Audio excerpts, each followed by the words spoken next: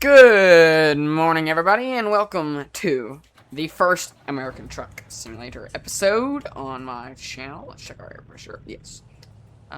So, what we're going to be doing is we have an oversized low boy, triple axle, all the nice wooden deck stuff, pulled by cab over Kenworth. That has a drop axle, which also turns, so that's good. And, produces around 625 horsepower. Can haul around 200,000 pounds in that area. I don't really know. I haven't tried it. Basically, we're going to be going around Louisiana and Texas and this general area. Fairly short loads. Maybe we do maybe a long one if you guys like it. And, kind of just taking special loads and stuff. So we're in Nawara, however you say that, Nachosis or whatever. And we're going to see the cargo market, where we are, and see if they have anything.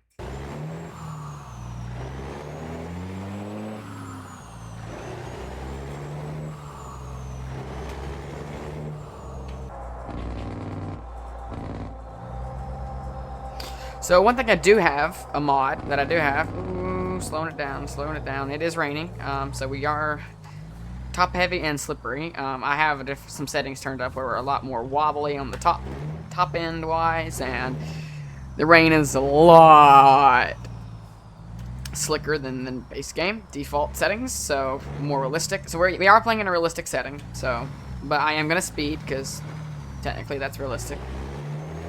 Because you do speed in real life. So it's a high school. I do have with a mod that I very much like. Adds more realism. It is no barriers mod. So just as the name sounds, there is no barriers. So where the road ends up there, obviously in the game, in real time game, the road just curves off, but on the map, as you can see down there, it just ends. But it doesn't end up there. What that means is that I can drive wherever I want. That's the wrong entrance.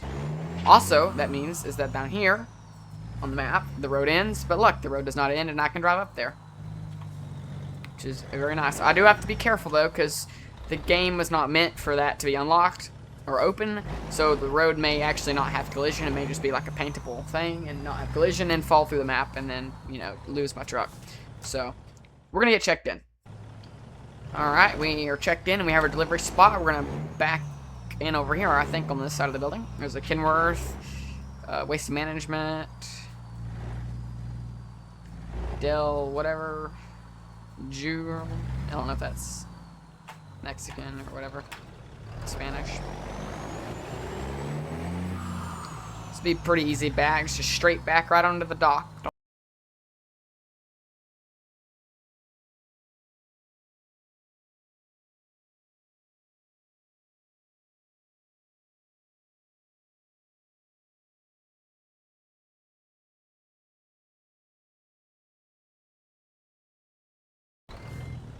Probably good right there.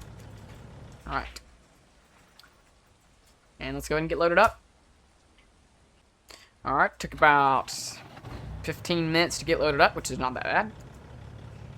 And, or 20, yeah. And, so we're gonna head out.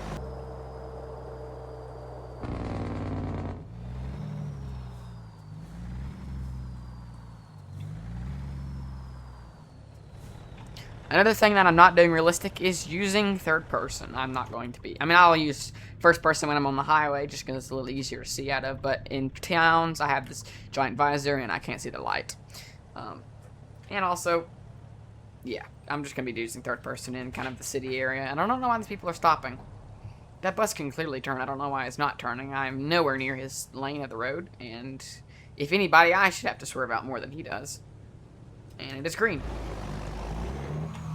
One thing that I do hate, and you may see me do, is that when I go get gas and I'm at a rest stop or something, I will drop my trailer. And this is why. Because I just took up the whole road, and we still went in the grass, barely. The problem is that on a normal van trailer or a normal, maybe like some flatbed trailer or step decks, you can slide the tandem axles, and if you slide them closer to the truck, it gives you more, like the trailer can turn a lot tighter. However, the back tail swing of the trailer is a lot more. You can look it up later, but it's very not fun. Which is another reason why I'm gonna be in third person in cities, is because it's not very fun to pull this trailer around in very, very small and make very, very small turns, because it sucks turning wise.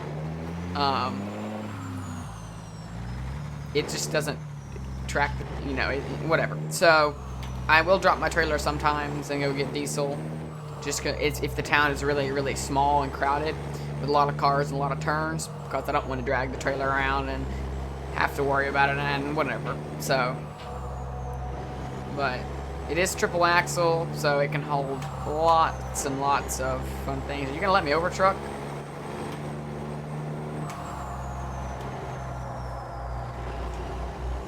Thanks, dude. Alrighty, here we go. We are getting off the interstate. I'm gonna hang a left up here. I don't know why it's so laggy, but it is.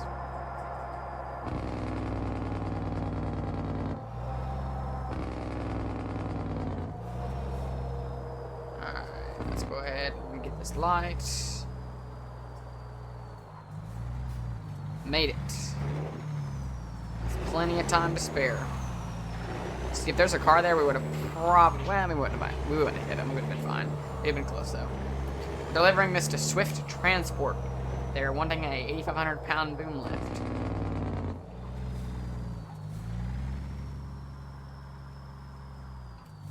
I thought I would have if I actually went in the turning lane. And let's go ahead and get checked in, everybody. Alright, we have our check-in. Nice little back. Shouldn't be that bad. Should be actually probably making a straight back if we play our cards right, which I believe that I did.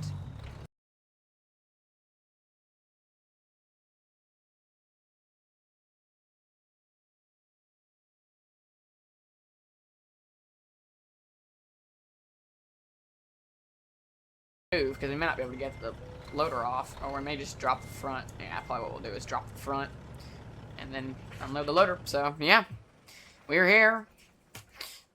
Let's get unloaded. So fairly small job, nothing too big, just give you guys a little tester to see how you like the series. And then yeah, so let's go ahead and find another job coming from here.